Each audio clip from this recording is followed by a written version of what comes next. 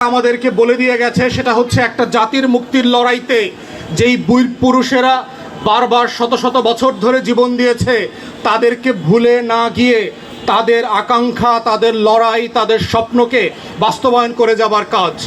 আমরা গতকালকে বিরোধী দলীয় 11 দলীয় যে ঐক্য ছিল তার পক্ষ থেকে মানবতা বিরোধী অপরাধের যে ট্রাইব্যুনাল ছিল সেখানে মাননীয় চিফ প্রসিকিউটরের সাথে দেখা করেছি এবং বিচারের ব্যাপারে আমরা সরাসরি বলেছি যে বিচারের প্রক্রিয়া যেটা চলছে, যেই গতিতে চলছে এবং যেই বিষয়গুলো বাদ পড়ছে বলে শহীদ পরিবার এবং আহত পরিবার মনে করছে সেগুলোকে অ্যাড্রেস করা দরকার।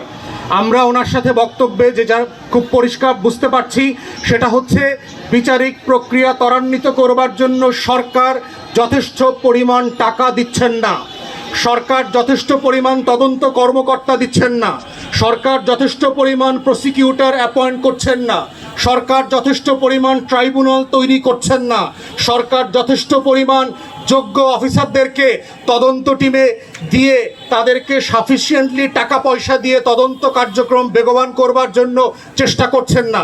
বরং আমরা যেটা দেখতে পাচ্ছি তদন্ত সংস্থায় খুবই হাইলি দুর্নীতিবাজ বিএনপি সরকারের 5 তারিখের পরে গজিয়ে ওঠা কিছু দালাল কর্মকর্তা টাকার বিনিময়ে তদন্তগুলোকে দুর্বল করে দিচ্ছে।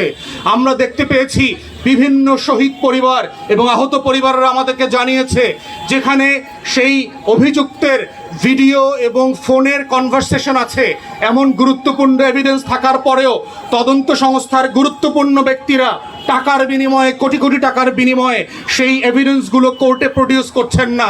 সো অবভিয়াসলি এই মামলাটা দুর্বল হয়ে যাচ্ছে। জাজদের কাছে যখন যাচ্ছে তারা আর ইনুকে, মেননকে ফাঁসি দেওয়ার মতো কোনো এভিডেন্স খুঁজে পাচ্ছেন না। অথচ আমাদের আইসিটি ট্রাইব্যুনালে যেই আইটি সেকশন আছে তারা ইতিমধ্যে গুরুত্বপূর্ণ গণহত্যার সাথে দায়ী বিভিন্ন ব্যক্তিদের ফোনালাপ, হাসিনার সাথে কনভারসেশন ইতিমধ্যে তারা খুঁজে বের করেছেন, কিন্তু সেগুলো বিচারকের সামনে প্রডিউস করা হচ্ছে না। অতএব ন্যায্য বিচারের স্বার্থে এই ধরনের দুর্নীতিবাজ তদন্ত কর্মকর্তা যারা আছেন তাদেরকে ইমিডিয়েটলি সেখান থেকে সরাতে হবে। তা না হলে এর পুরো দায় আইনমন্ত্রী আপনার, পার্টিকুলারলি, কারণ এই বিচারের শুরু থেকে সকল প্রক্রিয়াগত দুর্বলতার সাথে আপনি জড়িত। আমরা বারবার বলার পরেও আপনি অ্যাটর্নি জেনারেল থাকার অবস্থায়ও দেখেছি আপনি আমাদের কথা রাখেন নাই, আপনি আমাদের পরামর্শ শোনেন নাই, বরং আপনার নেতৃত্বে বাংলাদেশের ইতিহাসের সবচেয়ে দুর্যোগতম ঘটনা ঘটেছে বাংলাদেশের বিচার বিভাগে। সচিবালয় আইন পাশ করবার পরেও আপনার নেতৃত্বে আপনি সারা দেশকে মিসলিড করেছেন। এইটা সংসদে র্যাটিফাই করা হয় না এই অর্ডিন্যান্স। জাজেস অ্যাপয়েন্টমেন্টের যে প্রভিশন করা হয়েছে আপনি সেটাকে র্যাটিফাই করতে দেন নাই। অথবা আপনারা সবাই মিলে যেভাবে বিচারিক প্রক্রিয়াকে প্রশ্নবিদ্ধ করছেন এবং যে কারণে আমাদের শত শত হাজার হাজার শহীদ এবং আহত পরিবারদের আকাঙ্ক্ষা স্বপ্ন পূরণ হচ্ছে, ঠিক একইভাবে আমরা দেখছি শহীদ ওসমান হাদির বিচারের কার্যক্রম কোনো দিক থেকে তদন্ত কার্যক্রম এগোচ্ছে না। এবং এখন পর্যন্ত আমরা দেখতে পাচ্ছি না যেই বিজেপির ডিজি থাকা অবস্থায় এখানকার আওয়ামী শুটাররা সীমান্ত দিয়ে পার হয়ে চলে গেছে, সেই ডিজিকে এখনও ডিসমিস করা হয় নাই।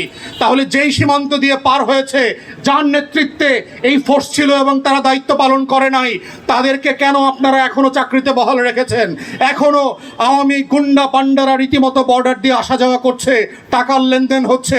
সেখানে বিজেপির দুর্নীতিবাজ কর্মকর্তারা যেভাবে জড়িত আছে সেইভাবে জড়িত আছে সরকারি দলের নেতাকর্মীরা।